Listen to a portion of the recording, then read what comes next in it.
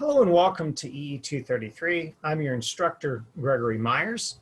In this video, we want to take another look at our student course registration system demo. And if we'd like to take a closer look at our compare student and our copy student function and the differences between those two function signatures. This video assumes that you have watched both of those earlier videos and have gotten those functions working. We'd just like to have a quick discussion about some options in those function signatures. So to begin with this, you want to go ahead and pull up your StaticArray.h as well as your StaticArray.c. And we'd briefly like to take a look at the differences between these two function signatures. Now in the compare student, you'll note that I have passed two structures as the input arguments. And if you recall, that a structure, much like the other variables, are going to be passed by value by default. So that means any changes to the structure would not be carried back to the calling function.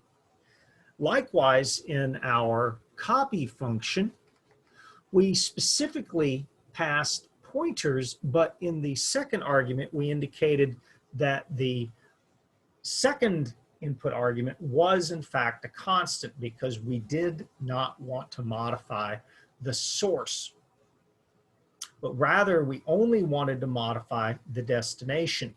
So you're probably wondering why the difference between the function signatures, or put another way, could we have in fact written the compare student to utilize pointers instead?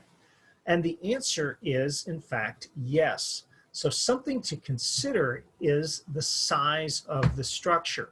In the compare student that we currently have, we are passing the entire structure, and depending on the number of fields and the size of those fields, that structure could be quite large from a memory perspective.